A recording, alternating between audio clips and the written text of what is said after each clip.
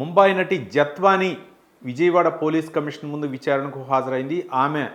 ఆమె విచారణ అయితే మాత్రం ఆమె చెప్పే విషయాలన్నీ కూడా పోలీసులు అయితే మాత్రం నోట్ చేశారు. మరోపక్క ఆమె రాతపూర్వకంగా అయితే మాత్రం లిఖితపూర్వకంగా ఆమె అయితే మాత్రం కంప్లైంట్ ఇవ్వడం జరిగింది. గత ప్రభుత్వ హయాంలో జరిగినటువంటి ఒక విధంగా చెప్పాలంటే ఆమె తర్వాత మీడియాతో మాట్లాడారు. సిపి ముందు మాట్లాడిన తర్వాత ఆమె తల్లి ఇద్దరు కూడా సిపి ముందు హాజరయ్యారు.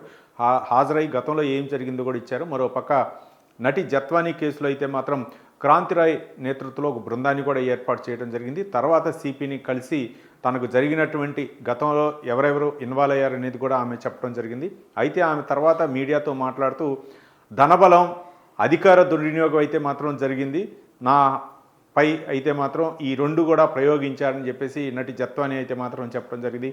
మరోపక్క నన్ను కావాలని ఇరికిచ్చారు, ఫోర్జరీ సంతకాలు అయితే మాత్రం చేపించి నా ఆధార్ కార్డును కూడా ఫోర్జరీ చేశారని చెప్పేసి జత్వాని చెప్పడం జరిగింది. మొత్తానికి సిపి ముందు అయితే మాత్రం ఆమె ప్రత్యక్షంగా హాజరవటం వెనుక అంటే ఒక విధంగా చెప్పాలంటే కొత్త ప్రభుత్వం వచ్చిన తర్వాత ఆమెకు భరోసా లభించడంతో ఆమె అయితే వచ్చిందని చెప్తున్నారు. మరోపక్క గత ప్రభుత్వంలో ఎవరైతే ఈ కేసులో ఇన్వాల్వ్ అయి ఉన్నారో వాళ్ళందరూ కూడా ఇప్పుడు ఇబ్బందికర పరిస్థితి ఏర్పడే అవకాశాలు ఉన్నాయి. రానున్న రోజుల్లో అయితే మాత్రం చాలా విపత్కర పరిస్థితులు ఎదుర్కొనే అవకాశాలు ఉన్నాయి. మరోపక్క ఎవరిని అరెస్ట్ చేస్తారు, ఎవరిని పోలీసులు పిలుస్తారు, ఇంటిమేషన్ చేస్తారనేది కూడా అందరూ ఎదురు చూస్తున్నటువంటి అంశం. మరి మొత్తానికైతే మాత్రం జత్వాని కేసులో ఏపీ పోలీసులు ఏ విధంగా వ్యవహరించినారో అటు ఐపీఎస్ అధికారులని ఇన్వాల్వ్ చేస్తారా, మరో పక్క రాజకీయ నాయకులు ఎంతటి వాళ్ళు ఉన్నా సరే ఇందులో వదిలిపెట్టబోమని చెప్పేసి ఒక పక్క చంద్రబాబు నాయుడు, పవన్ కళ్యాణ్ కూడా హెచ్చరిస్తున్నటువంటి నేపథ్యంలో పోలీసులు తీసుకునే చర్యలపై ప్రధానంగా అందరూ ఎదురు చూస్తున్నారు.